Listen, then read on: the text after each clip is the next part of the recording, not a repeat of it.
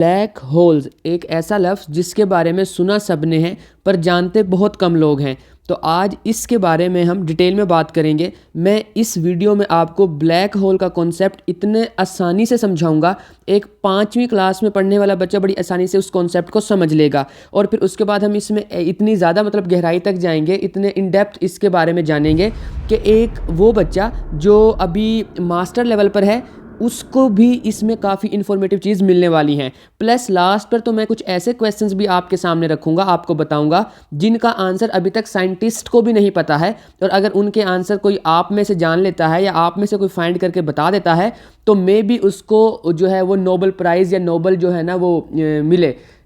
उस फिज़िक्स के अंदर जो वो हमारे पास होते हैं नोबेल प्राइज़ विनर लोग, उनमें उसका नाम हो। 2020 में भी ऐसा ही हुआ था कि एक ब्लैक होल के ऊपर नोबेल प्राइज़ दिया गया था। खैर, इससे पहले कि मैं इस लेक्चर को शुरू करूं, मैं बता देता हूं कि इस लेक्चर में आज हम क्या क्या बातें करने वाले हैं। सबसे पहले मैं आपको ये बताऊंगा कि ब्लैक होल बनते कैसे हैं। फिर मैं आपको बताऊंगा कि ब्लैक होल को देखा कैसे जाता है, क्योंकि वो तो लाइट को भी अपने अंदर अब्जॉर्ब कर लेते हैं, लाइट बाहर नहीं आती है। और जब किसी चीज़ के ऊपर से लाइट रिफ्लेक्ट होकर वापस ना आए तो उसकी हम इमेज नहीं बना सकते, उसके बारे में इन्फॉर्मेशन नहीं ले सकते। तो हम फिर ब्लैक होल के बारे में कैसे जानते हैं इसको देखेंगे। उसके बाद हम ये देखेंगे कि ब्लैक होल का स्ट्रक्चर कैसा होता है, कौन कौन सी चीज़ें होती हैं ब्लैक होल में। उसके बाद एक ब्लैक होल की ना रियल इमेज जो है वो मैं आपको दिखाऊंगा। पहले हम वो आर्टिस्ट बनाते थे या एआई की हेल्प से बनाते थे या कोई वैसे, यानी कि हम उसको इमेजिनरी जो हमारे माइंड में था इमेजिनेशंस के हिसाब से बनाते थे ब्लैक होल। पर अब हमें एक ऐसी इमेज मिल गई है जो रियल में ब्लैक होल की है, मैं आपको वो भी दिखाऊंगा। फिर मैं आपको बताऊंगा कि ब्लैक होल का कलर कैसा होता है। और ब्लैक होल का जो वर्ड है ना, उसकी अपनी जो प्रॉपर्टीज़ हैं वो उसके नाम से बिल्कुल भी मैच नहीं करती है। ना तो वो ब्लैक होता है, ना ही उसमें कोई होल होता है। इसके बारे में हम आगे बातें करेंगे। उसके बाद कितनी टाइप्स के ब्लैक होल होते हैं इसके बारे में भी हम बात करेंगे। और लास्ट पर जब आप ब्लैक होल के बारे में एक अच्छी खासी इन्फॉर्मेशन जान लेंगे, जब आपके कॉन्सेप्ट इतने बिल्ड हो जाएंगे कि अगर मैं कोई बात बता रहा हूँ ब्लैक होल की तो आप उसको अच्छे से समझ पा रहे हैं, तो जब आप इस काबिल हो जाएंगे इस लेक्चर को देखने के बाद, तो फिर मैं इसी लेक्चर के लास्ट वाले पोर्शन में आपको 15 ऐसे फैक्ट्स बताऊंगा ब्लैक होल के बारे में जो कि बहुत ही इंटरेस्टिंग है, शॉकिंग है। और आप जो है उनको जानने के बाद और ज़्यादा इस चीज़ के बारे में जानने की कोशिश करोगे। मुझे उम्मीद है कि आज का जो ये लेक्चर है ये आप सब के लिए बहुत इन्फॉर्मेटिव होगा। और इस लेक्चर में मैंने इतनी अच्छे तरीके से ब्लैक होल को एक्सप्लेन कर दिया है कि किसी को भी इसको दोबारा से या इसका कॉन्सेप्ट कहीं और से देखने या सुनने या समझने की ज़रूरत नहीं पड़ेगी। हाँ, फर्दर इन्फॉर्मेशन ज़रूर ले सकते हैं, पर आपको आज की इस वीडियो में ब्लैक होल का कॉन्सेप्ट ज़रूर समझ आ जाएगा कि आखिर होता कैसा है और बनता कैसा है। अब हम ये देखते हैं कि ब्लैक होल बनते कैसे हैं। तो मैं ये बता देता हूँ कि ब्लैक होल जो अभी तक हमें पता है वो ये पता है कि बहुत बड़े बड़े स्टार्स होते हैं, उनसे बनते हैं। वो मैं सारा डिटेल में समझाता हूँ स्टेप वाइज। तो सबसे पहले मैं आपको ये बताता हूँ कि स्टार के अंदर क्या होता है, क्योंकि वहाँ से कॉन्सेप्ट बिल्ड होगा तो आपको अच्छे से समझ आएगी। तो जो स्टार होता है उसके अंदर होती है हाइड्रोजन गैस, ठीक है। हाइड्रोजन एटम मिलते हैं और मिलके हीलियम एटम बनाते हैं। इसको कहते हैं न्यूक्लियर फ्यूजन रिएक्शन। ये नीचे हो रहा है, मैंने आपको दिखाया है। ये हाइड्रोजन के एटम्स यहाँ पर मिल चुके हैं और मिलने के बाद इन्होंने क्या बनाया है, 3 चीज़ें। पहले तो एक हीलियम बनाया है, हीलियम का एटम बोल दें आप इसको, फिर एक न्यूट्रॉन, और साथ में ये huge amount of energy release होती है। जो सूरज से हमारे तक एनर्जी आ रही है वो सारी इसी वजह से आ रही है। यही रिएक्शन हो रहा है जिसको हम कहते हैं न्यूक्लियर फ्यूजन रिएक्शन। तो इसकी वजह से बाहर की तरफ एनर्जी निकलती है, बाहर की तरफ जो है ना वो आउटवर्ड डायरेक्शन में काफ़ी ज़्यादा प्रेशर लगता है हीट का और जो दूसरी फोर्सेज हैं उनका। तो ये आपने एक चीज़ याद रख लेनी है कि जो स्टार होते हैं उनके अंदर हाइड्रोजन होती है, हाइड्रोजन के एटम्स मिलते हैं, हीलियम बनती है, और जब हीलियम बनती है तो उसके नतीजे में काफ़ी ज़्यादा जो है वो एनर्जी भी निकलती है। और ये सारा कुछ जो हो रहा है वो न्यूक्लियर फ्यूजन रिएक्शन कहलाता है। तो ये एक स्टार है, हम अपना सूरज मान के चलते हैं क्योंकि वो भी एक स्टार है। उसके अंदर ये सारे रिएक्शंस हो रहे हैं। अब जब अंदर ये सारे रिएक्शन हो रहे हैं ना, कि यहाँ से हाइड्रोजन मिल रही है ऐसे, और क्या बन रहा है, हीलियम बन रही है, सॉरी He होता है, तो हीलियम बन रही है। तो होगा ये कि इसमें से जो हीट प्रोड्यूस होगी वो हीट निकलेगी बाहर की तरफ, और सूरज से बाहर ही निकलती है हीट, हम तक भी पहुंच रही है, अर्थ पे भी आ रही है, बाकी सारी जगह पर, बाकी प्लैनेट्स पर भी जा रही है। तो वो इस डायरेक्शन में बाहर की तरफ आएगी। सेंटर में रिएक्शन हो रहा है तो वो हीट किधर आएगी, वो जो हीट है वो बाहर की तरफ आएगी और ये प्रेशर बाहर की तरफ लगेगा। इतनी बात बच्चों समझ आती है? ओके। इसके बाद हम सबको पता है कि वो जो हाइड्रोजन है वो जो फ्यूल है बेसिकली किसी भी स्टार का, वो आहिस्ता आहिस्ता कम हो जाएगा क्योंकि हीलियम बन रही है, हाइड्रोजन कंज्यूम हो रही है। तो एक स्टेज आएगी जब हाइड्रोजन जो है, अच्छा उससे पहले हाइड्रोजन खत्म हो जाएगी, पर उससे पहले एक और चीज़ भी याद रखें कि आपने ग्रेविटी का कॉन्सेप्ट भी पढ़ा हुआ है। ग्रेविटी क्या होती है? ग्रेविटी किसी भी ऑब्जेक्ट की वो मतलब कह लें आप फोर्स होती है जो बाकी सारे ऑब्जेक्ट को उसको अपनी तरफ खींचती है। जैसे कि अर्थ की ग्रेविटी होती है, हम कोई भी चीज़ ऊपर फेंकते हैं तो वो नीचे आती है ना, वो अर्थ की ग्रेविटी की वजह से आती है। अब जब सूरज है, जो सन है, वो हमारी अर्थ से 110 टाइम ज़्यादा बड़ा है, 110 टाइम्स ग्रेटर है हमारी ज़मीन से, तो उसकी ग्रेविटी तो और भी ज़्यादा होगी। तो उसकी ग्रेविटी इधर अंदर की तरफ हर चीज़ को खींच रही है। तो दो किस्म की फोर्सेस हो गई हैं। पहली फोर्स क्या है? पहली फोर्स या प्रेशर आप उसको बोल लें, आप मैं फोर्स करके चल रहा हूं क्योंकि आपको फोर्स का कॉन्सेप्ट अच्छे से पता है। तो पहली फोर्स ये है जो आउटवर्ड डायरेक्शन में सेंटर से बाहर की तरफ लग रही है, जो न्यूक्लियर फ्यूजन रिएक्शन की वजह से है। दूसरी फोर्स वो है जो बाहर की चीज़ों को अंदर की तरफ ला रही है, जो कि ग्रेविटी है, ग्रेविटी की वजह से है, ग्रेविटेशनल फोर्स है वो। ये दो फोर्सेज हैं और ये बैलेंस होती हैं। जब तक ये बैलेंस रहती हैं तो हमारे जैसा भी सन है, जो हमारा अपना स्टार है इस सोलर सिस्टम का, उसमें ये जो रिएक्शन दोनों हो रहे हैं वो बैलेंस्ड है। ओके, होता ये है कि जो इसके अंदर मटेरियल है, जो इसके अंदर फ्यूल है, हाइड्रोजन, वो आहिस्ता आहिस्ता खत्म होती है। वो जब हाइड्रोजन खत्म हो जाती है तो होता ये है कि जो वो हाइड्रोजन की वजह से बाहर की तरफ हीट या जो प्रेशर या जो फोर्स लग रही थी वो कम हो जाती है। और जब वो कम होती है तो ये जो ग्रेविटी की फोर्स है ये तो कम नहीं ना हो रही, ठीक है। तो वो जो ग्रेविटी की फोर्स है उसकी वजह से ये जो हमारे पास स्टार होता है ये समझ लें कि बहुत ज़्यादा कोलैप्स हो जाता है और इसकी जो बाउंड्री है वो अंदर की तरफ धंस जाती है और ये बहुत छोटी सी उसमें आ जाता है, शक्ल में इतना छोटा बन जाता है ये, जिसकी डेंसिटी बहुत हाई हो जाती है, ठीक है। और इसका मैस तो ऑलमोस्ट सेम रहता है, थोड़ा बहुत कम होगा क्योंकि वो मैस में से वही चीज़ कम होगी जो बाहर निकल रही है, जो कि बहुत छोटी अमाउंट में निकल रही है as compare to the whole mass of the sun. लेकिन बात ये कर रहा हूँ मैं यहाँ पे कि यहाँ का जो बाहर का प्रेशर या फोर्स है वो जब कम हो गई है और जो बाहर से अंदर की तरफ है वो ज़्यादा हो गई है, तो जाहिर सी बात है ना, ये बाउंड्री अंदर की तरफ धंस जाएगी, है ना। तो यही वो काम होता है। इसी तरह से जो है हमारे पास ब्लैक होल बनते हैं। अभी हम इसको आगे देखेंगे, बेफिक्र रहे, मैं इसको आपको मैंने बताया ना, मैं डिटेल में समझाऊंगा। अभी तक का इतना कॉन्सेप्ट अगर आपको समझ में आ गया है तो समझ लें कि आपको बाकी चीज़ें भी समझ आ जाएंगी। तो फिर इससे अच्छा, अब ये नहीं है कि हर स्टार जो है ब्लैक होल बना देता है, उसमें न्यूट्रॉन स्टार भी बनते हैं और ड्वार्फ जो है प्लैनेट या स्टार भी बन रहे होते हैं, हम वो सारी चीज़ें देखेंगे। बट अभी तक के लिए हमें इतना समझ आ गया है कि एक जो वो है स्टार जो है वो उसकी डेथ होती है, इसको हम कहते हैं स्टार की डेथ होना, ठीक है। जब उसके अंदर का फ्यूल खत्म हो जाता है और उसकी ग्रेविटी वो ग्रेविटी तो काफ़ी ज़्यादा होती है जिसकी वजह से वो कोलैप्स हो जाता है या वो जो है बहुत कंडेंस्ड फॉर्म में चला जाता है और वो बहुत छोटे मैस में कन्वर्ट हो जाता है जिसकी डेंसिटी इंतहाई ज़्यादा होती है। तो जैसे अब यहाँ पे ये हमारे ओरिजिनल सूरज जो है, हमारा जो सन है, उसकी ये पिक्चर है हमारे पास ये वाली। और इसमें क्या हो रहा है कि इसमें जो है ये न्यूक्लियर जो वो फ्यूजन था उसकी वजह से बाहर की तरफ ऐसे निकल रही हैं वो चीज़ें, रेडिएशंस कह लो आप, एनर्जी कह लो आप, फोर्स कह लो, और बाहर से अंदर की तरफ ग्रेविटी अप्लाई हो रही है। अभी हमारे सन को बने तकरीबन 4.5 के करीब बिलियन ईयर्स हो चुके हैं और हमारे सन की जो लाइफ बताई जाती है वो 10 बिलियन ईयर्स है। मीन्स के 20 साल बाद हमारे सन के जो अंदर का फ्यूल है वो भी ख़त्म हो जाएगा और ये भी कोलैप्स हो जाएगा, ये भी कोई ब्लैक होल, न्यूट्रॉन स्टार, इस तरह की कोई चीज़ बनेगी। मैं बताऊंगा वो क्या बनेगी, आगे हम अभी उसकी बात करते हैं। पर ये जो है सन जो है वो ये इस तरह से जो है ना रोशन होना बंद हो जाएगा, क्योंकि आपको पता है ना ब्लैक होल की अपनी कोई रोशनी नहीं है। इनफैक्ट वो तो दूसरी रोशनी को भी अपने अंदर जो है वो अब्जॉर्ब कर लेता है, उसको भी बाहर नहीं निकलने देता है। अब हम देखते हैं कि होता क्या है स्टार्स के साथ, या स्टार की लाइफ साइकिल कैसी होती है। तो आपने गौर से देखना है, एक स्टार की ना लाइफ साइकिल होती है, वो ये जो है ना निब्यूला है, ये वाली जो चीज़ है, इससे स्टार्स जन्म लेते हैं, स्टार्स यहाँ से पैदा होते हैं, क्रिएट होते हैं, बनते हैं। जैसे कि एक स्टार ये बना है इस तरफ वाला, जैसे मैं आपको इसको वैसे ये एक स्टार बना है, जैसे हमारा सन ना इस तरह से बना है, इस निब्यूला से बना है। और फिर कुछ बड़े स्टार्स बनते हैं, जाइंट स्टार्स, ये जैसे ये नीचे मैंने शो किया हुआ, ये दो तरह के स्टार्स बनते हैं। छोटे स्टार बनते हैं जैसे कि हमारा सन है, हमारा सन बहुत छोटा स्टार है बाय द वे। आपने इस चीज़ को माइंड में रखना है कि हमारा जो सूरज है ना, इसका जो शुमार है इसको हम रखते हैं छोटे स्टार्स के अंदर। इससे बहुत बड़े बड़े स्टार्स भी मौजूद हैं हमारी इसी मिल्की वे गैलेक्सी में। यूनिवर्स को तो छोड़ दें, सिर्फ मिल्की वे गैलेक्सी में हमारे सन से बहुत बड़े बड़े स्टार्स मौजूद हैं। तो फिर कुछ बड़े स्टार्स भी होते हैं जिनकी बात हम देखेंगे उनका क्या होगा आगे। फिर जब ये स्टार होते हैं ना, इनकी एक लाइफ होती है प्रॉपरली, वो इसको जैसे मैंने बताया कि हमारे सन की 10 बिलियन ईयर्स है। उसके बाद वो कन्वर्ट होते हैं रेड जाइंट में।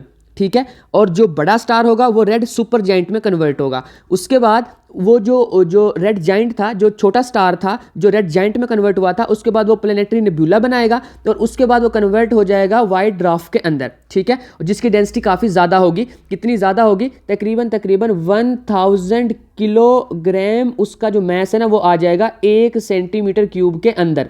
अब मैं सेंटीमीटर क्यूब कितना होता है वो आपको स्क्रीन पर शो कर दूंगा। वैसे आपको मैं उसका कॉन्सेप्ट बता देता हूँ कि 1 सेंटीमीटर क्यूब का मतलब है कि 1 सेंटीमीटर इस तरफ, 1 सेंटीमीटर इस तरफ और 1 सेंटीमीटर बाहर की तरफ, यानी कि उसको आप बोल लें कि एक्स वाई जी एक्सिस तीनों डायरेक्शन में उसका 1 सेंटीमीटर हो तो वो 1 सेंटीमीटर क्यूब बनता है। वैसे मैं एक दरमियाना सा आपको एक आइडिया देता हूँ कि तकरीबन इतनी कोई जगह होनी है, इतनी कोई जगह होनी है ऐसे। अगर हम इनको ऐसे मिला दें इन सबको तो ये जो इतनी जगह बनी ये 1 सेंटीमीटर क्यूब होगा। इतने से बॉक्स के अंदर जितना ये अगर वाइट ड्वार्फ है तो एक इस इतने से 1 सेंटीमीटर क्यूब बॉक्स के अंदर 1000 किलोग्राम मैस आ जाएगा वाइट ड्वार्फ का, क्योंकि उसकी डेंसिटी इतनी ज़्यादा है। अभी आप इससे मतलब ज़्यादा इसको डेंसिटी ना समझें, अभी तो मैं आपको बताता हूँ न्यूट्रॉन स्टार की कितनी होती है। आगे फिर जो हैवी वाला स्टार था ना, जो बड़ा स्टार था, जायंट स्टार था, जो कि रेड सुपर जायंट बना था, उसके बाद वो सुपरनोवा बन जाता है। जब सुपरनोवा बनता है उसके बाद उसके पास 2 ऑप्शंस होते हैं, या तो बनता है न्यूट्रॉन स्टार या वो बनता है ब्लैक होल। अभी आपको पता चल गया ना कि कैसे स्टार से ब्लैक होल की तरफ हम आ रहे हैं, कैसे ब्लैक होल बनता है। तो एक चीज़ तो यहाँ पे समझ लें आप कि जो बड़ा स्टार होगा ना वो ब्लैक होल बनाएगा। उसके बाद जो यहाँ पे हमारे पास न्यूट्रॉन स्टार होता है ना, अब इसके बारे में और जो ब्लैक होल है इन दोनों को कैसे डिफ्रेंशिएट करें, मतलब इस सुपरनोवा से ब्लैक होल बनेगा या न्यूट्रॉन स्टार बनेगा, इसको डिफ्रेंशिएट करने के कुछ तरीके हैं। मैं बता देता हूँ। जो अभी तक की कैलकुलेशंस ने शो किया है वो ये है कि अगर हमारे सन से 3 गुना ज़्यादा बड़ा होना स्टार तो वो न्यूट्रॉन स्टार बनाएगा, ठीक है। और अगर 10 से 20 गुना ज़्यादा हो, वैसे तो अगर 4 टाइम ज़्यादा हो तब भी ब्लैक होल बनने के चांसेस ज़्यादा हैं, पर हम इसको मान के चलते हैं कि अगर 10 to 20 टाइम ज़्यादा है ना वो सुपरनोवा, जिस स्टार से सुपरनोवा बना था उस स्टार का वो जो स्टार था उसका जो साइज़ था हमारे सूरज के कंपैरिजन में तकरीबन 4-5 या इससे ज़्यादा बड़ा साइज़ था उसका, इतने गुना ज़्यादा था बड़ा वो, तो फिर वो ब्लैक होल बनेगा। इसका मतलब ये हो गया कि बड़े बड़े जो स्टार्स होते हैं जब उनकी डेथ होती है, जब उनका फ्यूल ख़त्म हो जाता है, जब उनकी ग्रेविटी की वजह से वो कोलैप्स हो जाते हैं, वो कंडेंस्ड फॉर्म में चले जाते हैं, तो वो ब्लैक होल में कन्वर्ट होते हैं। और जो ब्लैक होल है वो जो हमारे पास बड़े बड़े स्टार्स हैं उनकी डेथ से बनता है, उनके मरने पे बनता है। और एक और भी आप यहाँ पे फैक्ट सुन लें, ये तो मैं न्यूट्रॉन स्टार की बता रहा हूँ, ब्लैक होल का तो इससे भी ज़्यादा है। तो न्यूट्रॉन स्टार के लिए मैं आपको बता देता हूँ कि जो न्यूट्रॉन स्टार के 1 सेंटीमीटर के अंदर हमारे पास मैटर आएगा ना वो तकरीबन 10 बिलियन केजी होगा, ठीक है बच्चों। अब आप इसका अंदाज़ा लगा लें किस कदर हाई डेंसिटी है। तो आपने ये चीज़ माइंड में रखनी है कि आगे हम जो बात करेंगे डेंसिटी की, तो डेंसिटी का मुझे थोड़ा बहुत ये समझ लें कि मैं मान के चल रहा हूँ कि आपको आइडिया होगा कि डेंसिटी क्या होती है। तो डेंसिटी को हम सिंपली कहते हैं मैस पर यूनिट वॉल्यूम।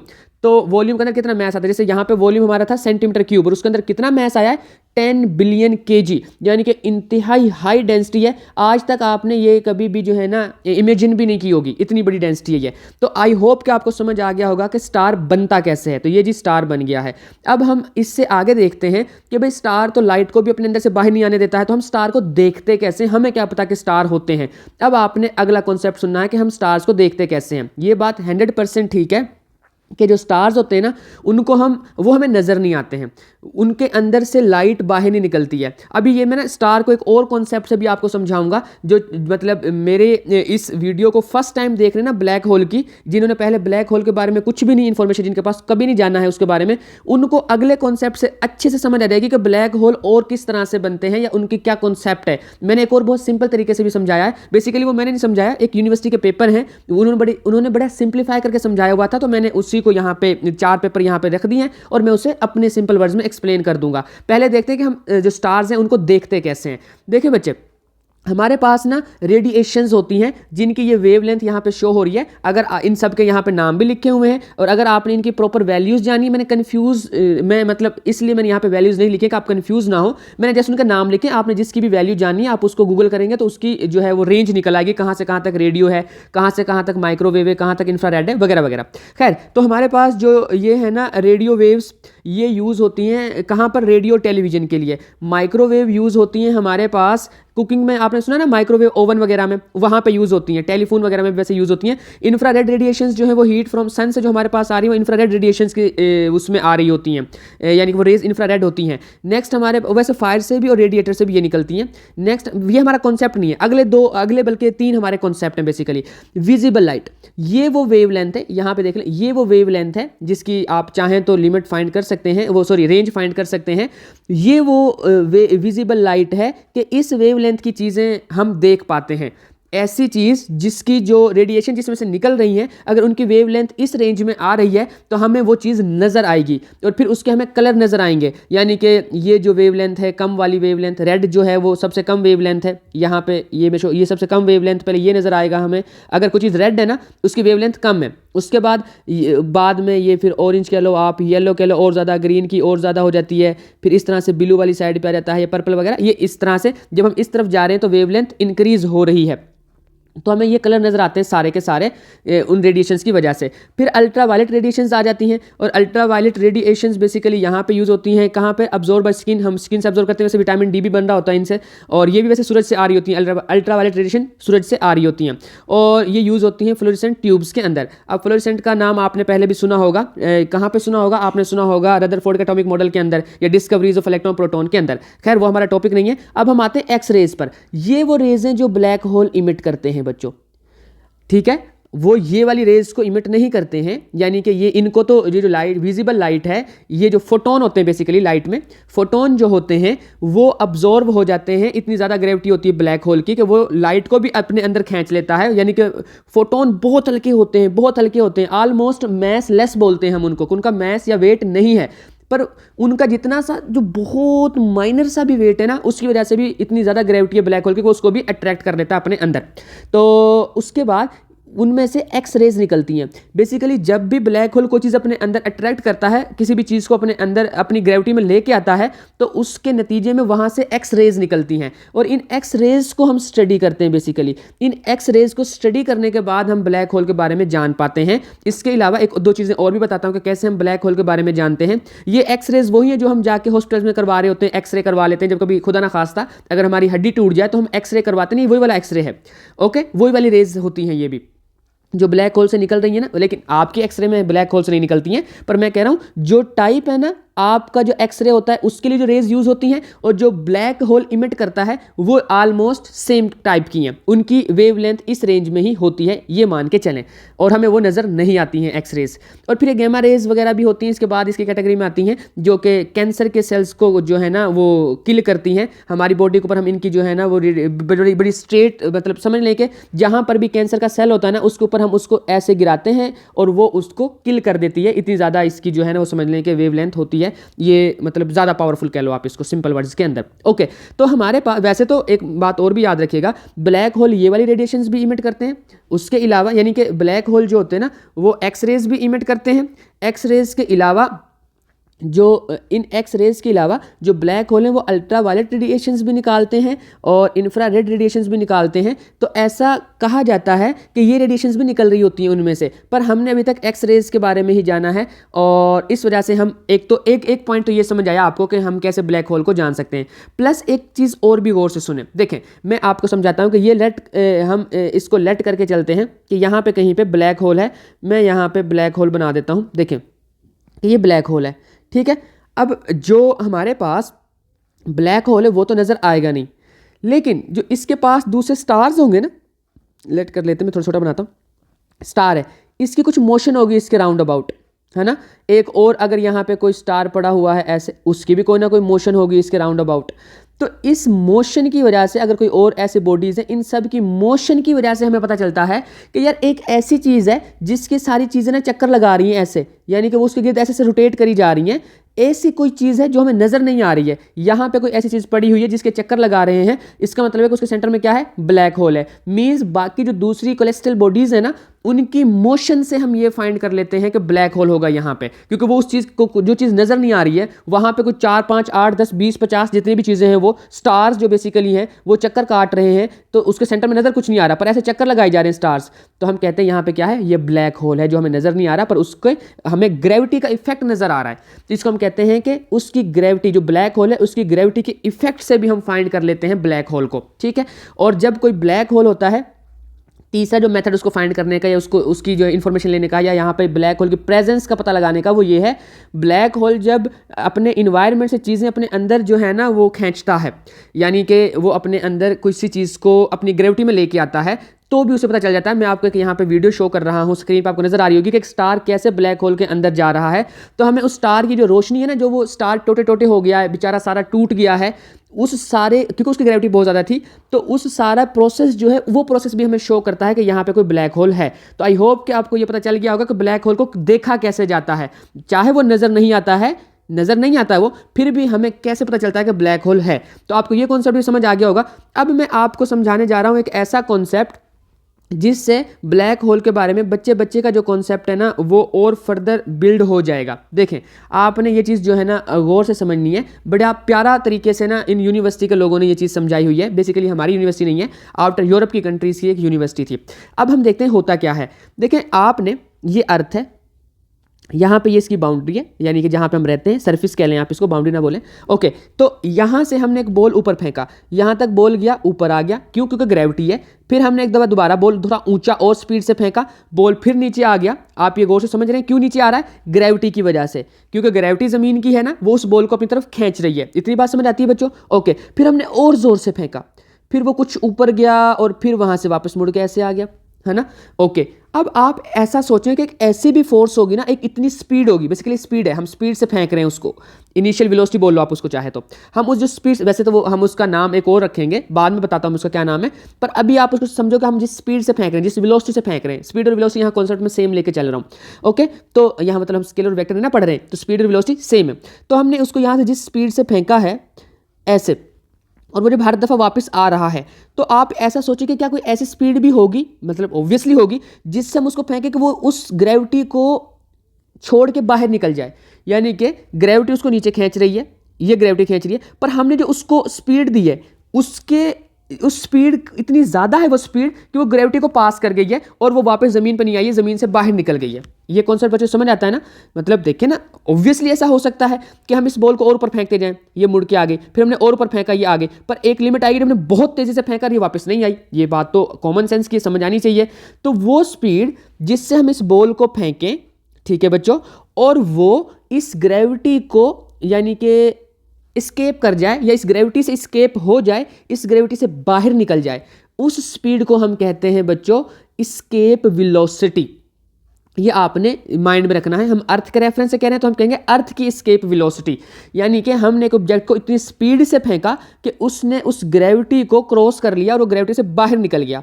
जितने भी हम यहाँ से रॉकेट भेजते हैं अपनी अर्थ से स्पेस में, उन सब की स्केप वेलोसिटी होती है। अगर स्केप वेलोसिटी से उनकी वैल्यू, उनकी स्पीड या उनकी वेलोसिटी कम होगी तो वो दोबारा से ज़मीन पर आके गिर जाएंगे, ठीक है। अगर ज़मीन से बाहर जाना है तो जाहिर सी बात है इस ग्रेविटी से बाहर जाना ही होगा, इस ग्रेविटी से बाहर निकलना ही पड़ेगा। इस ग्रेविटी से ज़्यादा हमें उसको, अब वो ग्रेविटी से बाहर निकलने की स्पीड कितनी मैं बता देता हूं ताकि कॉन्सेप्ट और आसान हो जाए। अगर हम किसी भी रॉकेट को, किसी भी मिसाइल को, किसी भी ऐसी चीज़ को 11 किलोमीटर पर सेकंड की स्पीड से भेजते हैं ना, ये जो है ये है स्केप वेलोसिटी ऑफ अर्थ। अगर हमने जो बॉल ऊपर फेंकी थी, इसको हम जो इधर से फेंक रहे हैं, अगर इसकी जो वेलोसिटी 11 किलोमीटर एक सेकंड, यानी कि अगर ये एक सेकंड में 11 किलोमीटर का डिस्टेंस कवर कर रही है तो ये ज़मीन से बाहर चली जाएगी, ज़मीन की ग्रेविटी से स्केप हो जाएगी, बाहर निकल जाएगी। ये तो हो गई अर्थ की स्केप वेलोसिटी। आई होप कि आपको ये कॉन्सेप्ट समझ आ गया होगा कि अर्थ की स्केप वेलोसिटी क्या होती है। स्केप वेलोसिटी का मतलब है कि अर्थ की ग्रेविटी को पार कर जाना है, इतनी ज़्यादा स्पीड से आपने किसी चीज़ को ऊपर की तरफ फेंकना है। इसको निकालने का फॉर्मूला होता है v² = 2gm divide by r। यहाँ पे ये जो कैपिटल G है ये ग्रेविटेशनल कांस्टेंट है, जिसकी वैल्यू नीचे उसने दी हुई है 6.67 × 10⁻⁻11 होती है। उसके बाद ये जो m है ये उस बॉडी का, जैसे अगर हम अर्थ की बात कर रहे थे तो अर्थ का मैस है, ठीक है। अगर हम इधर जुपिटर की बात करेंगे, सन की बात करेंगे, मून की बात करेंगे तो उनका मैस होगा ऑब्वियसली। और r जो है उसी बॉडी का जिसकी हम स्केप वेलोसिटी फाइंड कर रहे हैं उसका रेडियस है। तो अगर हमें किसी भी बॉडी का मास और रेडियस पता चल जाए तो हम उसकी एस्केप वेलोसिटी फाइंड कर सकते हैं। मींस हम कितनी वेलोसिटी से किसी भी बॉडी को फेंके कि उसकी ग्रेविटी से बाहर चली जाएगी, या उसके बाहर मतलब उस ग्रेविटी से जाने के लिए कितनी हमें उस ऑब्जेक्ट की उस मिसाइल या रॉकेट की स्पीड या वेलोसिटी रखनी पड़ेगी, वो हम फाइंड कर सकते हैं। ये फॉर्मूला उसका, और उसके बारे में उसने बता दिया है, इनके यूनिट्स भी बता दिए किस किस चीज़ में किस चीज़ को रखना है। अब हम इसमें एस्केप वेलोसिटी निकालते हैं अर्थ की। तो अर्थ की एस्केप वेलोसिटी आप खुद देख लें, यहाँ पे उसने काउंट किए, काउंट करके हमें बताया है यहाँ पे। तो ये सारा फॉर्मूला लगाया, फॉर्मूला लगाने के बाद ये हमारे पास कैलकुलेशन होने के बाद एस्केप वेलोसिटी 11 मीटर पर सेकेंड है, जो मैं आपको पहले ही बता चुका हूँ।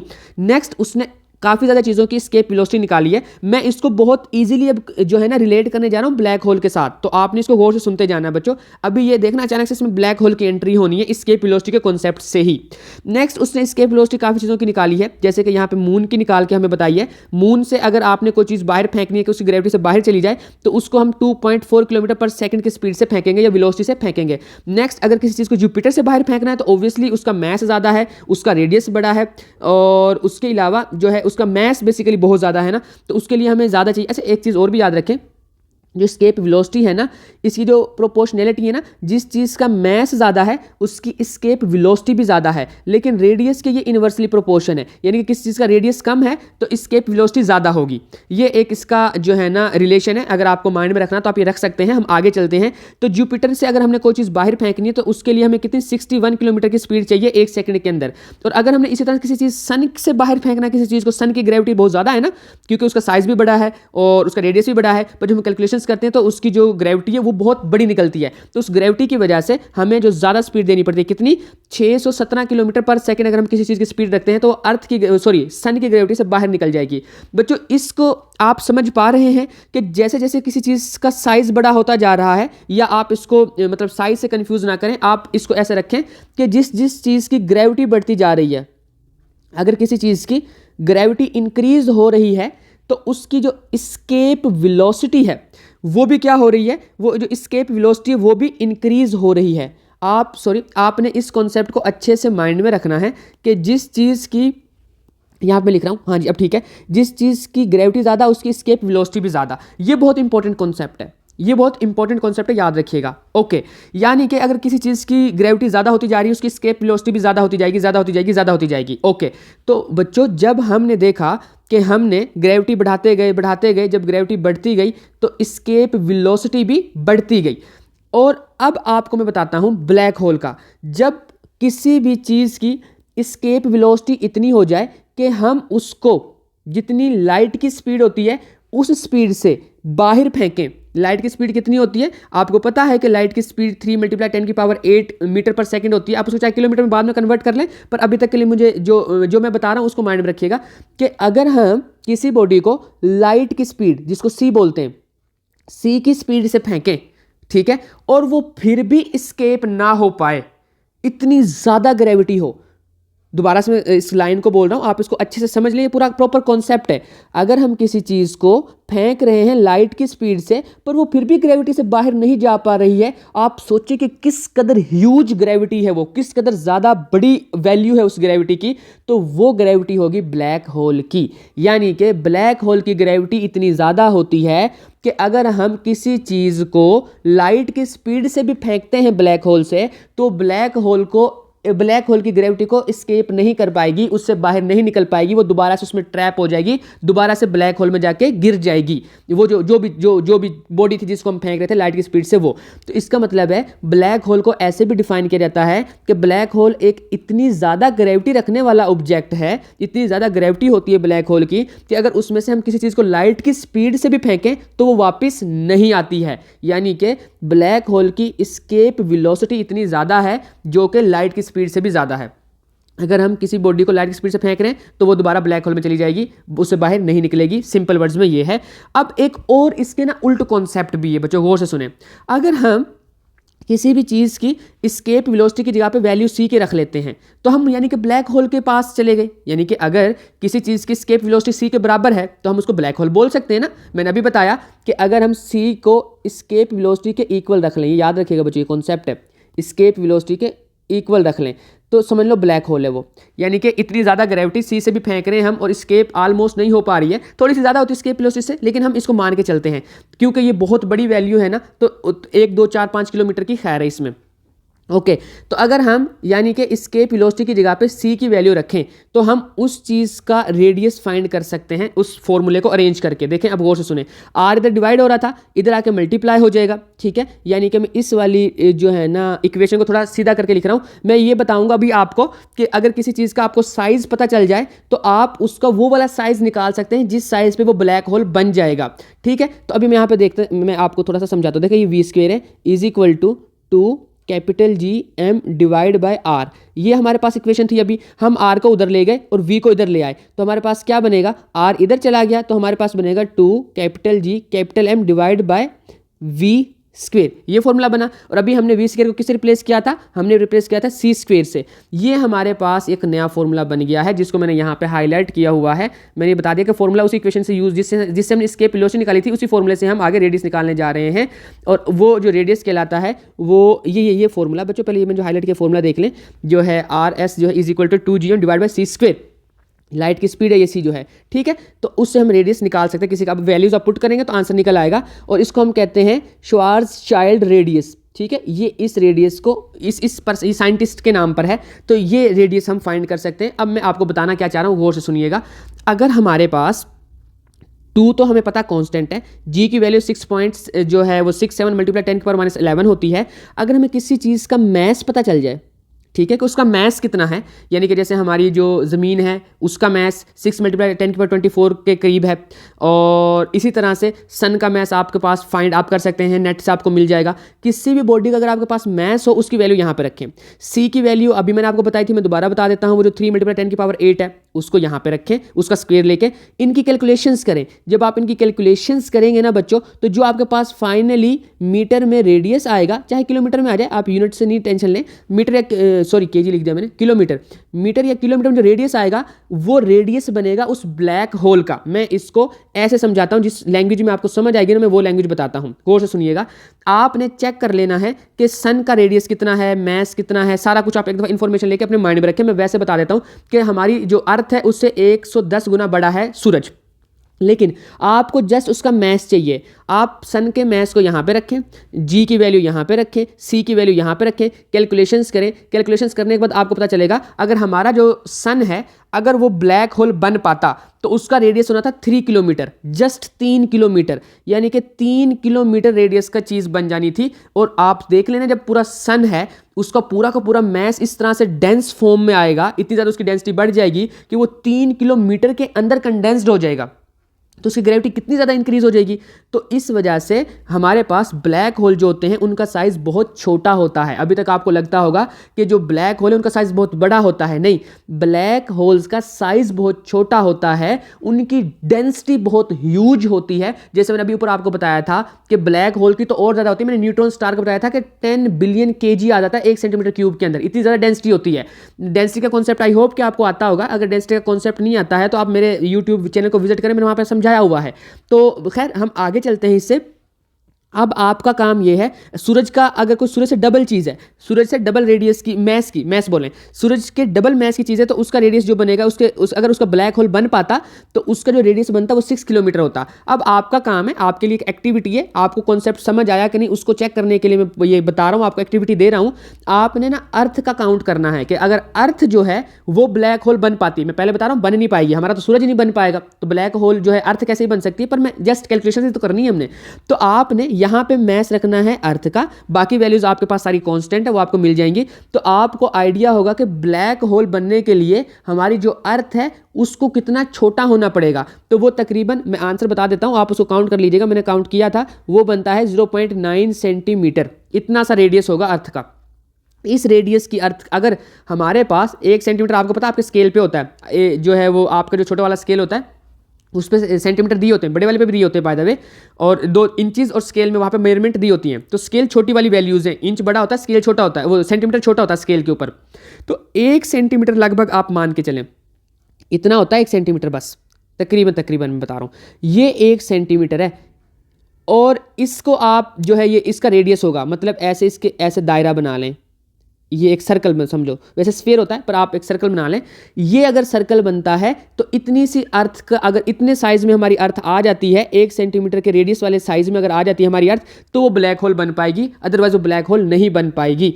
आई होप कि आपको ये वाला कॉन्सेप्ट समझ आ गया होगा, जो कि कोई बहुत ज़्यादा मुश्किल नहीं था, बहुत आसान था, हर किसी को समझ आ जाना चाहिए। अब हम इससे अगले कॉन्सेप्ट पे बढ़ते हैं कि ब्लैक होल में कौन कौन से पार्ट होते हैं, ब्लैक होल की क्या क्या चीज़ें होती हैं। तो ब्लैक होल में कुछ 4-5 चीज़ें होती हैं, तो हम इनको शुरू करते हैं। ये ब्लैक होल की बेसिकली डायग्राम बनाई हुई है यहाँ पे। तो सबसे पहले होती है एक्रीशन डिस्क। ये डिस्क होती है जिसमें गैस और डस्ट जो है वो घूम रही होती है ब्लैक होल के राउंड अबाउट, ठीक है। और ये वाला वो सारा कुछ उसने लिखा हुआ, जिसमें से मैंने आपको बताया था ना कि रेज निकलती हैं, एक्स रेज, ऑप्टिकल और इंफ्रारेड और रेडियो वेव्स, इस तरह की जो है वो रेज जो है वो रेडिएशंस निकल रही होती हैं। और ये हमारे पास कह लें कि आप वो है जहाँ पे ये जो चीज़ें यहाँ पे डायग्राम में उसने दिखाई हुई है, देखें ये है वो एक्रीशन डिस्क। ये देखें यहाँ पे जो सारी चीज़ें इसके गिर्द घूम रही हैं, ये इसकी डिस्क हो गई। नेक्स्ट जो ब्लैक होल का पार्ट होता है वो होता है innermost stable orbit. The inner edge of an accretion disc is the last part that material can orbit safely without the risk of falling past in the point of no return. यानी इसमें point of no return क्या होता है वो भी हम अभी देखते हैं कि वो कहाँ पे आएगा, पर उससे पहले एक चीज़ याद रखें कि इसका जो ये जो हमारे पास ये घूम रही थी ना ऐसे, ये जो डिस्क थी, इस डिस्क का जो सबसे इनर वाला स्टेबल वाला जो ऑर्बिट होगा ना, दायरा कह लें आप, जो रास्ता जो है गोल रास्ता, स्फीयर है तो स्फीयर में उसको हम कहते हैं इनर मोस्ट स्टेबल ऑर्बिट। और अगर उससे आगे आप चले जाते हैं तो आप वापस नहीं आ सकते। अभी हम उसकी भी बात करते हैं कि वो क्या पॉइंट है जो जिसको हम कहते हैं पॉइंट ऑफ नो रिटर्न, जिससे वापसी मुमकिन नहीं है भाई। ये भाई ब्लैक होल है, ठीक है। ओके, नेक्स्ट हमारे पास BH शॉर्ट फॉर्म है ब्लैक होल के, मैं यहाँ पे लिख रहा हूँ। नेक्स्ट हमारे पास आता है ये है जी रिलेटिविस्टिक जेट्स। अब ये क्या होते हैं, अब ये कुछ ब्लैक होल होते हैं जो अपने अंदर से ये जो रेडिएशंस वगैरह ऐसे निकाल रहे होते हैं, तो इनको कहते हैं जी ये जेट हो गया हमारे पास। इसके बारे में कोई ज़्यादा भी इंफॉर्मेशन है नहीं है साइंटिस्ट के पास, तो बस ऐसा होता है। और ये कहते हैं, चलो मैं बता देता हूँ कि कब होता है। ये तब होता है जब ब्लैक होल कोई बाहर से चीज़ अपने अंदर लेके आता है ना, अपनी ग्रेविटी के अंदर लेके आता है। जब ब्लैक होल बाहर से कोई चीज़ अपनी इस ग्रेविटी के अंदर लेके आता है तो वो इस तरफ से ऐसे, और इधर भी इसकी इस तरफ से होगी, इस तरफ से, यहाँ से इन दोनों साइड से ये एक किस्म का ब्रस्ट होता है, निकलती है इसके अंदर से रेडिएशंस निकलती हैं बहुत बड़ी अमाउंट में, जो कि मिलियंस ऑफ लाइट ईयर दूर तक जाती हैं यूनिवर्स में, ठीक है। उसके बाद नेक्स्ट है फोटोन स्फीयर, आपको नज़र आ रहा है जी, ये है जी वो फोटोन स्फीयर। और उसके बाद हमारे पास आता है इवेंट जो है होराइजन। ये है जी वो जिसके बारे में बड़ी आपने हो सकता है बातें सुनी हो कि भाई ये है वो पॉइंट जहाँ पे आप पहुँच गए, उसके बाद आपकी वापसी मुमकिन नहीं है। ब्लैक होल के यहाँ पे जाने के बाद, इस वाले पॉइंट पे जाने के बाद ये पूरा ऐसे होगा ना, इस पूरे पे, तो यहाँ से आप अगर आप यहाँ पहुँच गए तो यहाँ से आप अंदर ही जाएंगे, बाहर नहीं जा सकते। आप जिस भी रास्ते पे चलेंगे, मैं आगे और भी इसके एक्सप्लेन, मैंने डायग्राम से एक्सप्लेन किया हुआ है, तो यहाँ से इस पॉइंट के बाद आपके वापसी के चांसेस 0 हैं। अब इसके बाद आप अंदर ही जाएंगे, यानी कि ये ख़तरनाक जगह है। अगर आप यहाँ पे पहुँच गए तो आप बस समझें कि ब्लैक होल में पहुँच गए, आप उससे बाहर नहीं निकल सकते हैं। उसके बाद सिंगुलैरिटी, जो सेंटर होता है ना ब्लैक होल का, उसको हम सिंगुलैरिटी कहते हैं। जो हमारे पास यहाँ पे होगा इस सेंटर में ब्लैक होल के, ये जी इसकी सिंगुलैरिटी है। और ये जो सिंगुलैरिटी है ना, यहाँ पे जो डेंसिटी है वो इतनी ज़्यादा है, यहाँ पे कुछ उसने जो बातें लिखी मैं पढ़ के बता देता हूँ आपको। यानी कि यहाँ पे जो डेंसिटी है वो बहुत ह्यूज अमाउंट में होगी, यहाँ पे फिजिक्स के लॉज जो है वो ब्रेक हो जाते हैं सारे। मैं यहाँ बताता हूँ, इट द वेरी सेंटर जो है very centre of the black hole matter has collapse into the region of इसकी है जी इनफाइनाइट डेंसिटी, ये कॉन्सेप्ट है। और जहाँ पे इनफाइनाइट डेंसिटी का कॉन्सेप्ट आएगा, समझ लेना आप कि फिजिक्स के लॉज वहाँ पे ब्रेक हो चुके हैं, और इसको हम सिंगुलैरिटी बोलते हैं। यहाँ पे जो है सारा मैटर और एनर्जी इसके अंदर आके गिरता है, यहाँ पे आके एंड होता है हर चीज़ का। तो ये बेसिकली हमारे पास आ गया एक ब्लैक होल की चीज़ें कि कितनी चीज़ें होती हैं। एक्रीशन डिस्क होती है हमारे पास सबसे बाहर, उसके बाद आता है इनर मोस्ट स्टेबल ऑर्बिट, उसके बाद हमारे पास आ जाता है जी फोटोन, वो जो है फोटोन का स्फीयर, ये फोटोन स्फीयर आ जाता है। बेसिकली ये तो जो है जेट जो है इसका वो बाहर निकलने वाली चीज़ है। उसके बाद जो उसमें से बाहर निकलती हैं, इसमें से काफ़ी इन्फॉर्मेशन हमें मिल सकती है। नेक्स्ट हमारे पास ये इवेंट जो है होराइजन आ जाता है, जिसको हम कहते हैं point of no return. Scientist ने इसका नाम रखा है कि इसके बाहर वापसी मुमकिन नहीं है। और लास्ट वाला है सिंगुलैरिटी, जहाँ पे फिजिक्स अपने हाथ खड़े कर देती है।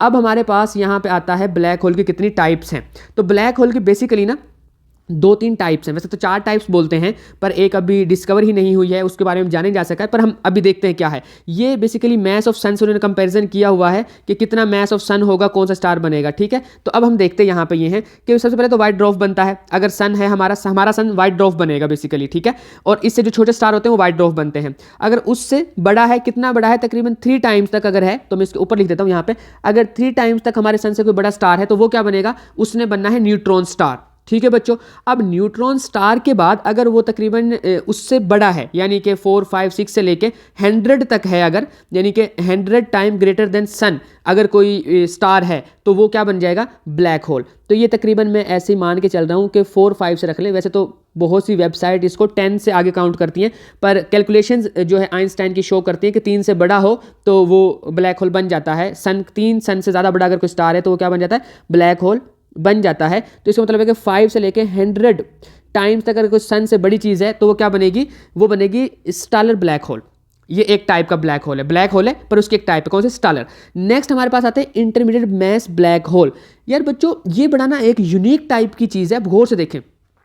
ये है 5 से 100 के दरमियान सूरज बड़े, अगर सूरज से इतने बड़े स्टार हैं तो उन्होंने ये वाला जो है ना ब्लैक होल बनाना है। पर एक और मसला ये है कि इसके बाद सिर्फ हम ऐसे ब्लैक होल को जानते हैं जो तकरीबन 1 बिलियन कह लो, या 100 मिलियन कह लो आप, या आप 1 मिलियन कह लो, या आप इसको जो है ना, यानी कि आपको ये कैलकुलेशन यहाँ नजर आ रही है, पर ब्लैक होल इससे आगे से शुरू होता है। तो मैं इसको मान के चल रहा हूँ, वैसे मैं यहाँ पे लिख देता हूँ मिलियंस और बिलियंस ऑफ टाइम अगर कोई स्टार बड़ा है सूरज से तो वो क्या बनाएगा, वो बनाएगा सुपर मैसिव ब्लैक होल। इतनी बात ठीक है बच्चों। अब ये जो गैप है ना 100 से लेके, जब जिसमें 1000 और लाख आते हैं, मतलब 1000 से लेकर, मैं वैसे एक मतलब कैलकुलेशन बता रहा हूँ रैंडमली, 1 लाख तक ये जो सन का साइज का स्टार है ना, आखिर ये कहाँ जाएगा। इस साइज के ब्लैक होल हमें नहीं मिले हैं अभी तक यूनिवर्स में। अगर इस तरह के कोई ब्लैक होल की कोई बंदा डिस्कवरी करता है, मे भी उसको भी जो है नोबेल प्राइज मिले। तो ये जो वो है ना, ये अभी तक हमारे पास गैप है, ये क्वेश्चन मार्क लगा हुआ ना डायग्राम में, यानी कि ये हमारे पास अभी इस साइज के ब्लैक होल डिस्कवर नहीं हुए हैं। हम इस तरह के ब्लैक होल को जानते हैं, हम सुपर मैसिव ब्लैक होल को जानते हैं। सुपर मैसिव ब्लैक होल कहाँ होते हैं ये मैं बताऊंगा आपको, फैक्ट्स में मैंने बताया हुआ, जो 15 फैक्ट्स मैंने बताए हैं ना उसमें मैंने बताया हुआ है। तो खैर अब ये वाले ब्लैक होल यहाँ पे नहीं है। अब एक और टाइप के ब्लैक होल जो इस डायग्राम में ऐड नहीं है वो मैं आपको बता देता हूं। वैसे मैंने फैक्ट्स में ये भी बताया हुआ है, पर मैं थोड़ा सा और आइडिया देता हूं आपको। माइक्रो ब्लैक होल भी होते हैं। कहते हैं साइंटिस्ट ये मानते हैं कि एक एटम के साइज जितना ब्लैक होल भी होता है, या मतलब होता नहीं है, होते हैं।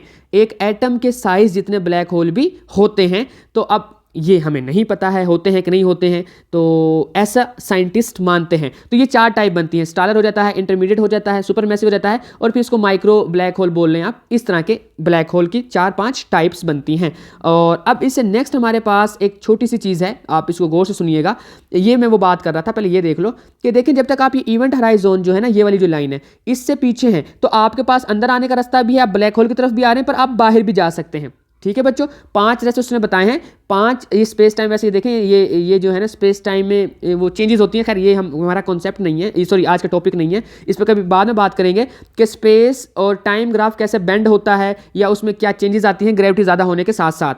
उसके आगे चलते हैं हम यहाँ पे आगे। अभी भी हमारे पास थोड़े से चांसेस हैं कि हम यहाँ से वापस जा सकते हैं, बट जैसे हम इवेंट हराइजन के अंदर चले गए, आप किस मर्जी डायरेक्शन में चले जाओ, जोन सी भी डायरेक्शन आप रखोगे ना, आपने अल्टीमेटली कहाँ जाके रुकना है, ब्लैक होल के अंदर। यानी कि पांचों के पांचों रास्ते, जब आप इवेंट हराइजन के अंदर चले गए, आप पांचों के पांचों में से जोन सा मर्जी रास्ता फॉलो करें, आपने जाना सिंगुलैरिटी की तरफ ही है, ब्लैक होल के अंदर चले जाना है, ब्लैक होल की ग्रेविटी के अंदर चले जाना बेसिकली। तो इसका मतलब ये है, इवेंट हराइजन के अंदर आप जिस तरफ से आए हैं ना, इस तरफ से आप आए थे, अगर आप उसी तरफ से दोबारा भी जाएंगे ना, आपको लगेगा कि आप बाहर जा रहे हैं, पर आप एंड पे जाके ब्लैक होल के सेंटर में पहुंचेंगे। यानी कि ये इसका कॉन्सेप्ट है, सिंगुलैरिटी के बाद आप बाहर नहीं निकल सकते। आपको लगेगा कि आप बाहर जा रहे हैं, पर आप बाहर जाएंगे नहीं, आप अंदर ही जा रहे होंगे। ठीक है, तो ये हमारे पास बेसिकली इसका कॉन्सेप्ट है, मैंने आपको बता दिया है। और यहाँ पे ना 2-3 तरह के ब्लैक होल की प्रॉपर्टीज होती हैं, गौर से सुन लीजिएगा। 2 तरह के ब्लैक होल्स होते हैं आगे फर्दर। एक तो ये टाइप थी, साइज के अकॉर्डिंग, एक टाइप है प्रॉपर्टीज के अकॉर्डिंग, ठीक है। तो ब्लैक होल के ना 3 चीजें होती हैं, मैस होता है, एंगुलर मोमेंटम होता है और चार्ज होता है, ऐसा मान के चलते हैं बेसिकली, ठीक है। तो उसमें 2 तरह के ब्लैक होल हैं। तो एक ब्लैक होल तो वो होता है जो यहाँ पे उसको कहा गया है जिसके ऊपर कोई चार्ज नहीं होता और वो रोटेट नहीं करता है। रोटेट नहीं करता है तो एंगुलर मोमेंटम वाली चीज भी खत्म हो गई, चार्ज भी खत्म और एंगुलर मोमेंटम भी खत्म, जस्ट इसके पास मैस है। एक तो ये चीज़ आती है, एक इस तरह के ब्लैक होल होते हैं। और एक ब्लैक होल कहा जाता है कि वो तो जो रोटेट करते हैं, अगर रोटेट करते हैं तो क्या होगा, रोटेट करते हैं तो उनमें एंगुलर मोमेंटम भी होगा, ये वाली चीज़, एक तो एंगुलर मोमेंटम होगा, उसके अलावा वो न्यूट्रल कहते हैं चार मैस तो होना ही होना है ना, मैस तो इसमें भी है और इस वाले में भी है, ठीक है। और फिर उसमें अगर वो न्यूट्रल है तो उसके ऊपर चार्ज नहीं होगा। और ये 2 तरह के टाइप और भी हैं, यानी कि वो रोटेट करते हैं कि नहीं करते हैं, उन पे चार्ज है कि नहीं है, इन दो कैटेगरी के अकॉर्डिंग हमारे पास 2 और भी बनते हैं ब्लैक होल की टाइप्स। आगे नेक्स्ट वो कहते हैं जी, हमारे पास ये ब्लैक होल की बातें हो गई। मैं फैक्ट्स बताने से पहले आपको बता देता हूँ बच्चों, ये है वो ब्लैक होल जो ओरिजिनल जिसकी तस्वीर ली गई थी अभी तक जिस ब्लैक होल को, मैं इसको हाई रेजोल्यूशन में आपको दिखा दूंगा और भी स्क्रीन पर आपको शो हो जाएगा।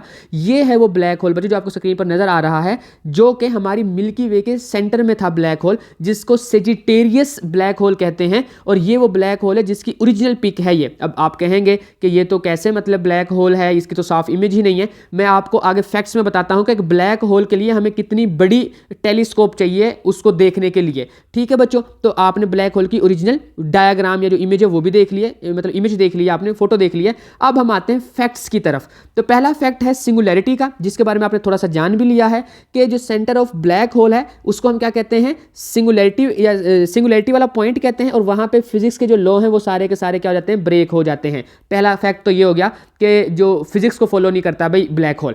दूसरा फैक्ट ये है स्पेक्टिफिकेशन कहते हैं इसको। मैं आपको स्क्रीन पर जो मैंने आपको एक पहले वीडियो चलाई थी मैं दोबारा चलाता हूं कि स्टार किस तरह से जो है ना वो ब्लैक होल के अंदर जाएगा, ग्रेविटी में जाएगा, तो वो बेसिकली टुकड़े टुकड़े होकर जाएगा या वो टूट जाएगा।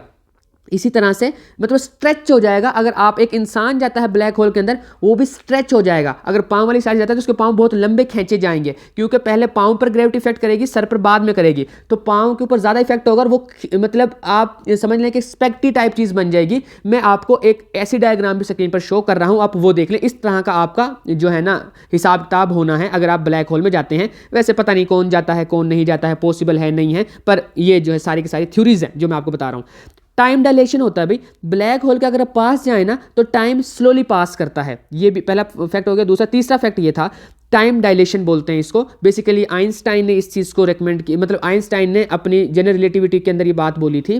अच्छा ना, आइंस्टाइन की 2 थी, एक तो थी स्पेशल जो थी वो रिलेटिविटी की फोर्स थी, जनरल रिलेटिविटी थी, एक स्पेशल थी। जो स्पेशल रिलेटिविटी वो डील करती है लाइट की स्पीड अगर हो जाए, और जो जनरल है वो डील करती है कि ग्रेविटी बहुत ज़्यादा हो जाए। तो ग्रेविटी वाले टाइम में टाइम डिलेशन आता है और टाइम क्या करता है, पासिस स्लोली, टाइम बहुत स्लो पास करता है ब्लैक होल के पास। वो भाई वो ये फैब्रिक ही है, टाइम स्पेस के फैब्रिक का ही इफेक्ट है सारा, कि उसमें किस तरह से बेंड होना है उसने। पर वो हमारा टॉपिक नहीं है तो इसलिए मैं उसको स्किप करके आगे चल रहा हूँ बच्चों। और अगर हमारा, मैंने पहले इफेक्ट थोड़ा बता दिया आपको, ब्लैक होल अगर हमारी ज़मीन जो है, जो हमारा जो अर्थ है, ये ब्लैक होल में कन्वर्ट हो तो इसका रेडियस 0.9 सेंटीमीटर बनेगा और इसका जो सरकमफेरेंस है, जो पूरा दायरा है, वो कितना बनेगा, वो 5.6 सेंटीमीटर का बनेगा। यानी कि इतनी छोटी अगर ये अर्थ कंडेंस्ड फॉर्म में चली जाए, पूरा का पूरा इसका मैस इतनी छोटी सी चीज़ में आ जाए तो ये ब्लैक होल बन जाएगी। इसकी ग्रेविटी इतनी हो जाएगी जिससे लाइट एस्केप नहीं कर पाएगी। नेक्स्ट हमारे पास है ब्लैक होल। ब्लैक होल की जो है ना वो आप ये समझें कि 2 ब्लैक होल जो है ना मिल के भी हो सकता है एक सिस्टम बना रहे हो।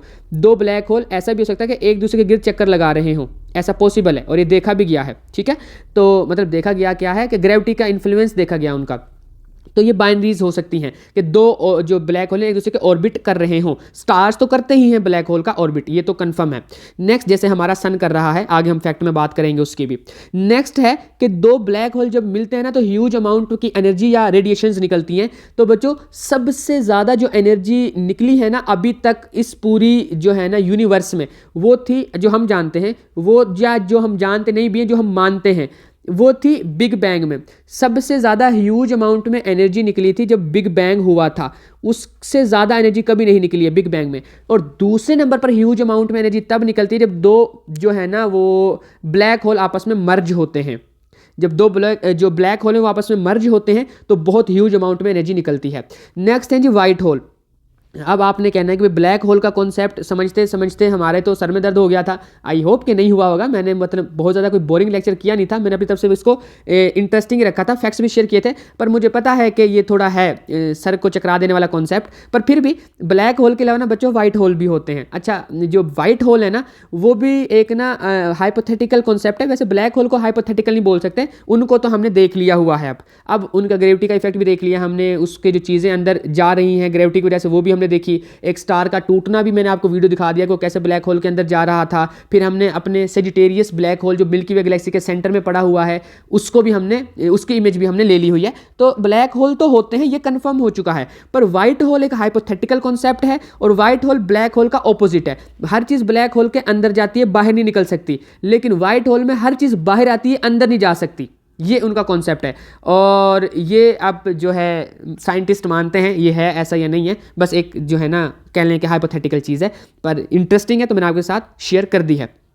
नेक्स्ट है जी सेजिटेरियस। ये वो ब्लैक होल है जो हमारी मिल्की वे गैलेक्सी के सेंटर में पड़ा हुआ है, जिसने तकरीबन 2 बिलियन स्टार, जिनमें से एक स्टार हमारा सन भी है, 2 बिलियन स्टार्स को अपने गिर्द ऑर्बिट करवाया हुआ है, चक्कर लगवाया हुआ है, इतनी ज़्यादा उसकी ग्रेविटी है। और वो बेसिकली उसके कुछ 2 फैक्ट और भी सुन लें, वो हमसे 26,000 लाइट ईयर दूर है और उसका जो साइज़ है वो सूरज से 4 मिलियन यानी कि वो 40 लाख टाइम्स ग्रेटर है या लार्जर है सन से। तो वो ब्लैक होल जो मिल्की वे गैलेक्सी के सेंटर में है। और वो कहते हैं escape from the black hole. भाई ब्लैक होल से जब आपने इवेंट जो है ना इवेंट होराइजोन वो आप वहाँ चले गए, उसके बाद ब्लैक होल से स्केप मुमकिन नहीं है। और ये एक कॉन्सेप्ट अभी तक है। वैसे ना मतलब आपने गुस्सा नहीं करना है, पर मैं एक और चीज़ बता रहा हूँ आपको, वर्म होल का कॉन्सेप्ट भी है हमारे पास थोड़ा सा, जिसको साइंटिस्ट मानते हैं। आप इसके बारे में पढ़ लीजिएगा। इसका कहते हैं कि मे बी ब्लैक होल से आगे जो निकलने का जो पॉसिबल जो रास्ता है ना वो वार्म होल या इस तरह की कोई टनल वगैरह या कोई इस तरह की कोई चीज़ हो, कोई मतलब ये भी टोटली हाइपोथेटिकल है। मैं ये पहले ही बता के चल रहा हूँ, जिसको इंटरेस्ट है वो पढ़ ले, जिसको नहीं है वो ना पढ़े, बिल्कुल भी ना पढ़े। हम आगे चलते हैं बच्चों। नेक्स्ट है माइक्रो ब्लैक होल्स का कॉन्सेप्ट। माइक्रो ब्लैक होल में बता चुका हूँ कि एक एटम जितना ब्लैक होल भी पॉसिबल है, ये साइंटिस्ट मान के चलते हैं। और इसके अलावा आपको लग रहा होगा कि यार ब्लैक होल बहुत कम होते होंगे, ब्लैक होल तो होते ही नहीं होंगे, ये तो बहुत कम चीज़ है, कोई एक हमारे सेंटर में पड़ा हुआ मिल्की वे के बस वही होगा। नहीं, हमारी मिल्की वे गैलेक्सी में जस्ट एक गैलेक्सी में इस तरह की 2 ट्रिलियन गैलेक्सीज हैं। टोटल यूनिवर्स में 2 ट्रिलियन गैलेक्सीज हैं बच्चों। जो हम 5% यूनिवर्स को जानते हैं उसके अंदर 2 ट्रिलियन गैलेक्सीज हैं। और मैंने बताया था एक गैलेक्सी में कितने स्टार थे, 2 बिलियन। अगर आपको इस तरह के फैक्ट्स और जानने हैं तो आप मेरी वो वाली वीडियो देखें जिसमें मैंने यूनिवर्स ऑफ साइज डिस्कस किया है। खैर, तो मैं बता रहा था कि सिर्फ हमारी मिल्की वे गैलेक्सी के अंदर 100 मिलियन ब्लैक होल्स मौजूद हैं। ठीक है, तो ये आपने माइंड में रखना है कि ब्लैक होल बहुत हैं। और हमारे जो सबसे पास ब्लैक होल है वो भी तकरीबन जो है ना हमसे कोई 1500 लाइट ईयर दूर है, एक 3000 लाइट ईयर दूर है, जिनको हम अभी तक जिनकी ग्रेविटी को हमने ऑब्जर्व किया है कि उनके गिर्द कोई चीज़ चक्कर लगा रही है और वो नज़र नहीं आ रही है। जो चीज़ नज़र नहीं आ रही है और उसके गिर्द चक्कर लग रहे हैं तो क्या है, ब्लैक होल है। एक वैसे ही मतलब मैं ये कॉन्सेप्ट आपको बता देता हूँ कि जो लोग ब्लैक होल में इंटरेस्ट रखते हैं, पर जो लोग इंटरेस्ट नहीं रखते हैं वो कहते हैं कि ब्लैक होल एग्जिस्ट ही नहीं करते, आप क्यों मानते हो? उनके लिए आप ये आंसर कर सकते हो जो मैं आपको बता रहा हूँ। उनसे बोलें भाई हवा को आपने देखा है? नहीं ना देखा, आप मानते हैं ना? अगर हवा ना हो तो आप जिंदा ना रह पाएं। ठीक है, तो हवा एग्जिस्ट करती है ना, आपने देखा नहीं है पर एग्जिस्ट करती है, आप मानते भी हैं और होती भी है। एटम को कभी आपने देखा है? नहीं ना देखा, पर मानते हैं ना आप एटम होते हैं, हर चीज़ एटम से मिलकर बनी है, पूरी केमिस्ट्री इसी चीज़ के ऊपर स्टैंड करती है। आप मानते हैं ना, पर आपने देखा नहीं है एटम को। तो जब आपने देखा नहीं है लेकिन आप मानते हैं तो भी हमारे लिए ब्लैक होल भी मान लें। अब तो हमने वैसे देख भी लिया है, ठीक है। तो ये बेसिकली उन लोगों के लिए है जो ब्लैक होल के कहते हैं कि एग्जिस्ट ही नहीं करते। और बेसिकली जो ब्लैक होल है ना ये एग्जिस्ट नहीं करते, ये बहुत से साइंटिस्ट का भी ये कॉन्सेप्ट है।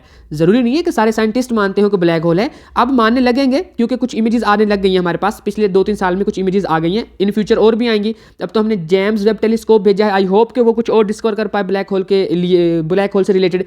नेक्स्ट हमारे पास जो है ना, अच्छा ये जो है ना ए स्टार भी बोलते हैं हम अपने ब्लैक होल को, जो सेजिटेरियस ब्लैक होल है ना हमारे पास सेंटर ऑफ मिल्की वे में, अगर हमने उस ब्लैक होल को देखना है जो हमारे पास तकरीबन मैंने बताया है 26,000 लाइट ईयर दूर है, अगर हम इस ब्लैक होल को देखना चाहते हैं तो आपको लगेगा ना, वो जो आपको मैंने इमेज दिखाई थी ब्लैक होल की, कि यार वो जो ब्लैक होल है वो उसकी इमेज आपको HD नज़र नहीं आ रही है, आपको अब हर चीज़ HD चाहिए। भाई अगर हम उस सेजिटेरियस ब्लैक होल की इमेज HD लेना तो हमें जो जितनी बड़ी टेलीस्कोप चाहिए ना उसका साइज इस ज़मीन जितना होना चाहिए, इस अर्थ जितनी बड़ी अगर कोई टेलीस्कोप हो वो उसका साइज प्रॉपरली जो है ना, मतलब वो इतनी बड़ी साइज की टेलीस्कोप हो तो वो उसकी HD या फुल अच्छी इमेज ले सकती है। ना इतनी बड़ी टेलीस्कोप हो और ना हम उसकी HD इमेज ले पाएँ। लेकिन आई होप के आगे और तरक्की होगी, साइज जो है टेलीस्कोप का साइज़ कम हो जाएगा, रेजोल्यूशन और जो है रिजोल्विंग पावर वो और ज़्यादा इंक्रीज़ हो जाएंगी, तो मतलब मे बी कि पॉसिबल हो पाए और अच्छी इमेज ले पाना। अभी तक जैसी थी मैंने आपको दिखा दी है, उसी से गुजारा करें। नेक्स्ट जो 14 वाली है ना वो फैक्ट वो ये है कि भाई ब्लैक होल की भी डेथ होती है, स्टार की भी डेथ होती थी ना। जिस चीज़ ने पैदा होना है मेरे ख्याल से उसने मरना भी है, मुझे तो ऐसा लगता है। लेकिन ब्लैक होल का तो कन्फर्म है कि वो मरता है। वो कैसे मरता है? वो ना रेडिएशंस इमिट करती है। वो जो ब्लैक होल में से ना रेडिएशंस निकलती हैं, वो जो रेडिएशंस हैं वो क्या करती हैं, जब किसी चीज़ में से रेडिएशन निकल रही है तो उसकी वजह से मैस कम होता है। तो जो मैस कम होता है उससे अल्टीमेटली लास्ट पर ब्लैक होल की डेथ हो जाती है, ऐसा मानते हैं। मैं इसका एक और कॉन्सेप्ट भी बता देता हूँ, और वो ये कॉन्सेप्ट है कि देखें सबसे पहले न्यूबुला बना था, ठीक है, उससे हमारे स्टार बने थे, है ना। स्टार से आपने देखा कि वो जो है वो बना था हमारे पास सुपर जाइंट किस्म का एक, भाई वो क्या था स्टार के बाद जो हमारे पास नेक्स्ट आया था, हाँ रेड सुपर जाइंट, उसका नाम पूरा था रेड सुपर जाइंट, मैं उसको कैपिटल G लिख रहा हूँ, ये बना था, ठीक है। उसके बाद हमारे पास सुपर नोवा बन गया था, है ना। और उसके बाद हमारे पास न्यूट्रॉन स्टार और ब्लैक होल बने थे, ठीक है। तो ये बेसिकली ऐसे हुआ था सारा कुछ।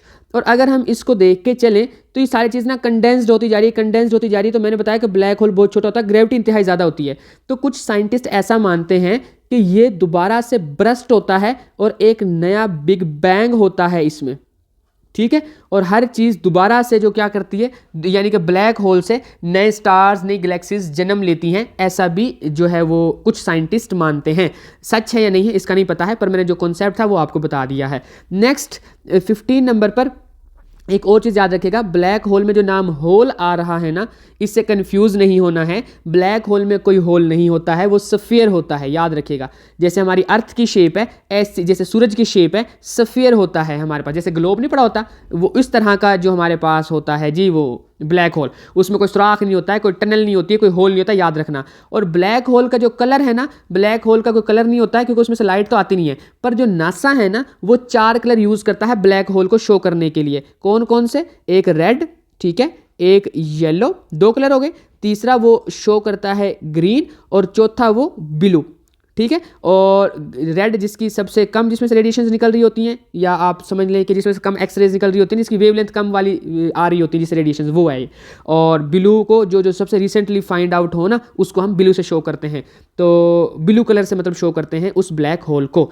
तो इसलिए आप पता नहीं, अब नासा के पास कोई नॉलेज होगी ना, वो इस तरह के कलर यूज़ कर रही है इतनी ज़्यादा कलर में से इनके लिए, तो वो अभी तक कलर के बारे में कुछ कंफर्मेशन नहीं है ब्लैक होल के। और वैसे भी याद रखिएगा, ब्लैक कोई कलर नहीं होता है, एब्सेंस ऑफ लाइट को ब्लैक होल बोलते हैं, इसलिए हम उसको ब्लैक होल कह रहे होते हैं कि भाई उधर लाइट एस्केप नहीं होती, उसका कोई रंग नहीं है ब्लैक, ठीक है। मैंने बताया तो ब्लैक तो रंग ही नहीं होता है। खैर, आई होप कि आपको आज के लेक्चर इंटरेस्टिंग लगा होगा। इसको अगर आपको ये लेक्चर अच्छा लगा है तो अपने दोस्तों के साथ ज़रूर शेयर कीजिएगा, ताकि उनको भी सोचने के नए मौके मिलें और वो भी नई चीज़ों को देख पाएँ और उनका भी इंटरेस्ट डेवलप हो इस तरह की चीज़ों में। और बाकी अगर आप इस तरह की चीज़ें और भी जानना चाहते हैं और वीडियोज इस तरह के टॉपिक्स पर देखना चाहते हैं तो आप टॉपिक भी मुझे सजेस्ट कर सकते हैं कमेंट्स में, और चैनल को सब्सक्राइब करके बेल आइकन भी प्रेस कर लें, ताकि जब भी मैं वीडियो अपलोड करूं तो आपको नोटिफिकेशन मिल जाए।